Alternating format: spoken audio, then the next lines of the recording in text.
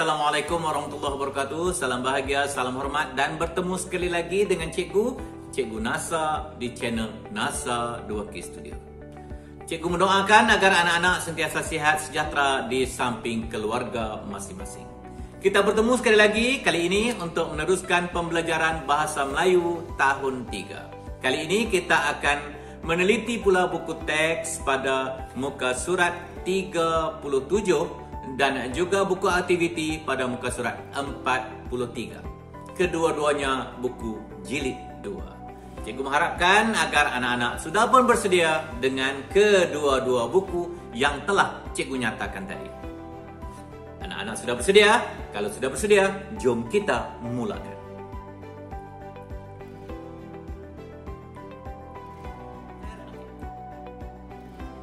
Pada akhir pembelajaran hari ini, cikgu mengharapkan agar anak-anak dapat menggunakan penjodoh bilangan untuk membina ayat. Ini bermakna kita akan belajar tentang penjodoh bilangan pada kali ini. Kita lihat dahulu buku teks pada muka surat 37. Pada muka surat 37, tajuknya penjodoh bilangan. Indahnya kebun datuk. Disenaraikan beberapa penjodoh bilangan pada muka surat ini. Kita lihat bersama-sama. Sepasang. Ditunjukkan ada 2 ekor burung di situ.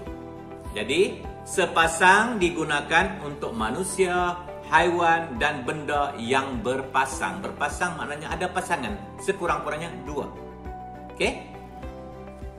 Macam sepasang burung, sepasang kasut, sepasang pengantin. Okey, baik. Yang kedua, rumpun.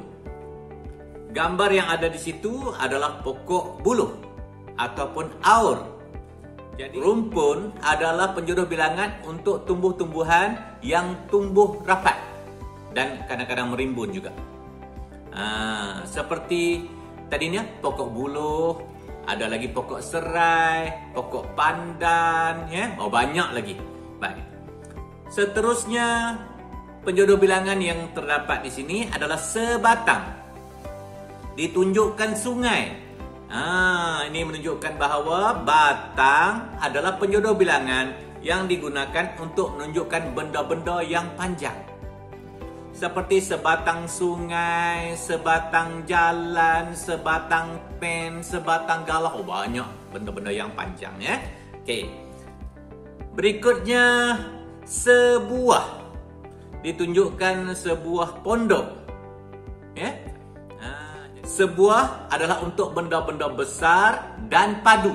Padu ini maksudnya kita boleh sentuh dia, kita boleh rasa dia. Wujud benda itu. Dan tidak mempunyai bentuk yang tertentu. Tak bolehlah satu khususnya, tak boleh. Dia macam-macam bentuk ada untuk buah. Jadi di sini contohnya sebuah pondok, sebuah kereta, sebuah rumah, sebuah negeri, sebuah buku, banyak bentuk yang berbeza. Baik. Berikutnya, sekawan. Sekawan, gambar yang ditunjukkan adalah kerbau. Takkan kerbau berkawan-kawan. Tak. Sebenarnya sekawan adalah penjodoh bilangan untuk satu kumpulan haiwan. Kalau seekor, kita tak panggil sekawan.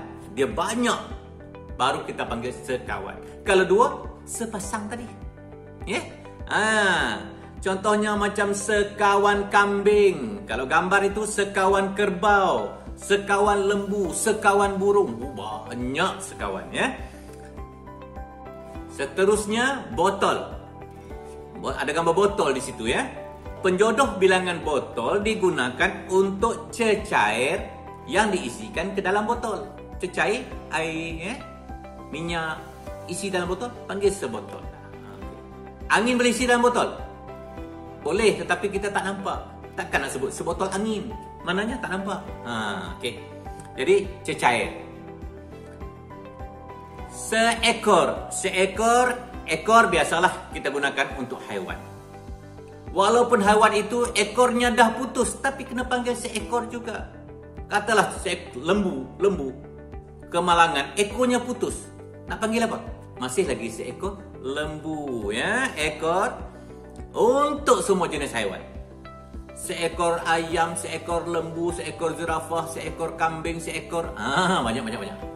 Seekor, kemudian bakul. Bakul, ya. Ditunjukkan gambar bakul kat situ. Ada buah lagi kat dalam bakul. Bakul, penjodoh bilangan bakul adalah untuk benda-benda yang diisi di dalam bakul. Yang kalau buah rambutan yang diisi di dalam bakul, sebakul rambutan. Kalau durian yang diisi di dalam bakul, sebakul durian. Kalau padi beras, sebakul beras, sebakul padi. Ya, itu bezanya lah. Mudah. Baik. Kita tengok lagi. Kemudiannya ada perkataan bilah. Bilah digunakan untuk senjata atau benda yang tajam dan runcing. Kalau dilihat di situ, dia ada sebilah parang. Tajamlah parang kan. Sebilah cangkul ada situ ya. Jadi bolehlah guna pisau, semua yang benda-benda yang tajam itu senjata. Boleh melukakan, boleh memotong. Baik. Kemudiannya ada perkataan deret. Deret maknanya beratur. Jadi penjodoh bilangan untuk deret ini adalah untuk benda-benda yang teratur. Seperti sederet pasu bunga, sederet kedai, sederet rumah. Dan perlu diingat, yang digunakan adalah bermaksud satu. Satu. Kalau seekor, satu ekor. Sederet, satu deret. Serumpun, satu rumpun. Ya, jelas sebelum cikgu lupa. Baik. Kemudiannya berkas. Berkas ditunjukkan gambarnya adalah batang-batang kayu ataupun mungkin buluh yang diberkas. Jadi berkas merupakan penjodoh bilangan untuk benda-benda yang diikat bersama-sama. Seperti seberkas kunci, seberkas lidi, seberkas kayu, ya. Okey. Dan mungkin yang lain-lain yang boleh kita gunakan juga adalah seperti utas. Utas adalah untuk benda-benda yang berurai, yang terjurai, yang terlepas, tak bersimpul, semua itu utas. Macam seutas tali, seutas benang, seutas dawai, itu utas. Biji pula digunakan untuk semua jenis buah, sayur-sayuran dan benda-benda yang kecil macam sebiji labu, sebiji lobak, sebiji kobis, sebiji guli, sebiji belon, ya. Banyak. Dan juga ketul untuk benda-benda yang berketul ataupun padu. Seperti seketul ais, seketul daging, seketul sabun, seketul tulang, boleh. Ya? Mungkin ada banyak lagi penjodoh bilangan, namun untuk kali ini cikgu menyebut sekadar apa yang disebutkan di dalam buku teks dan juga buku aktiviti. Cuba kita baca apa yang tercatat di situ. Wah, banyaknya pokok buah. Mengapakah Datuk tidak menebang 3 rumpun pokok buluh itu? Maka Datuknya menjawab, pokok buluh itulah yang menahan tebing sungai daripada runtuh. Kerana itulah wujud satu peribahasa bagai aur dengan tebing. Maknanya saling bantu-membantu. Pokok buluh tumbuh di tebing untuk mengelakkan tebing runtuh. Peribahasa pun wujud. Saling bantu-membantu bagai aur dengan tebing. Ingat ya, ingat? Okey. Oh, barulah saya faham. Kemudian ada soalan lagi. Datuk, apakah fungsi tintin kosong yang diikat dengan seutas tali itu? Cikgu dah huraikan maksud utas tadi ya. Tintin kosong itu berfungsi untuk menghalau haiwan yang merosakkan buah-buahan di sini. Bunyi tintin kosong itu akan menakutkan haiwan tersebut. Dia gantung je tin kosong. Apabila kita goncangkan talinya akan bunyilah ting ting ting ting ting ting. Cikgu selalu main ni. Masa kecil-kecil okey. Apabila ada haiwan yang datang, kita akan goncangkan tali dan tali yang bersambung dengan tin itu akan menyebabkan tin-tin itu berlanggar di antara satu sama lain. Masa cikgu kecil dulu dekat sawah padi, selalu cikgu goncangkan benda ni. Bila goncangkan tali, tin-tin kosong yang kita pasang di sepanjang sawah itu akan berbunyi dan burung-burung pipit yang datang untuk memakan padi itu akan terkejut dan terbang tinggalkan padi-padi itu. Ya, itu pengalaman cikgu masa kecil-kecil dulu ya. Okey. Dah selesai kita bincangkan buku teks pada muka surat 37. Sekarang kita terus ke buku aktiviti pada muka surat 43. Jom. Buku aktiviti muka surat 43. Aktiviti 5. Kenal pasti penjodoh bilangan berdasarkan objek-objek yang diberikan. Kemudian bina ayat. Lilin gitar semula. Kawan-kawan, pada hari ini saya akan menunjukkan cara-cara membuat lilin. Ini contoh beberapa garis lilin yang telah siap. Saya menggunakan bahan-bahan terpakai. Lilin, macam mana bentuknya? Panjang. Jadi apa penjodoh bilangan yang sesuai? Dah cikgu terangkan tadi. Teruskan lagi. Penjodoh bilangan yang diberikan botol, utas, biji, batang, berkas dan ketul. Cuba kita lihat gambar yang ada pada muka surat ini. Botol, minyak masak. Utas untuk benang. Biji untuk gelas. Batang untuk krayon. Berkas untuk lidi dan juga ketul untuk batu. Kita diminta membina ayat berdasarkan penjodoh bilangan dan panduan yang telah cikgu sebutkan tadi. Ayat yang pertama, botol. Bagaimana kita nak membina ayat? Berapa botol? Satu saja kan? Okey, kalau satu botol, kita mulakan ayat dengan se. Se maknanya satu. Sebotol. Sebotol apa? Ada di atas meja itu dan telah pun cikgu sebut tadi. Diperlukan untuk membuat apa? Kamu tambah. Ayat yang kedua.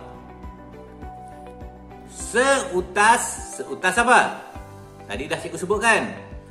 Diperlukan untuk dijadikan sumbu. Sumbu ni tempat api menyala tu. Ya? Okey. Sumbu apa? Sumbu apa? Apa yang dia nak buat? Kamu tambahkan di belakang. 4. Dua dah. Yang ketiga.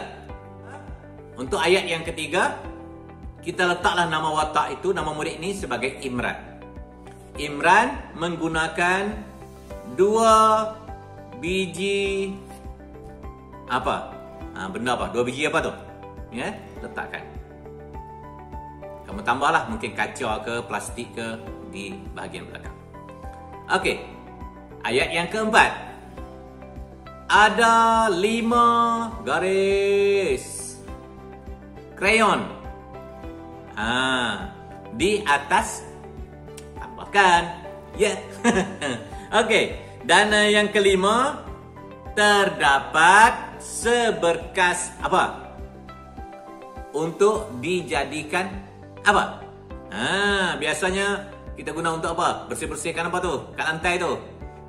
Kamu fikir-fikir sendiri lah untuk melengkapkan ayat ini. Dan yang keenam, beberapa garis batu turut disediakan oleh siapa tadi? Watak yang kita sebut tadi. Tambah di belakang tu. Jelas?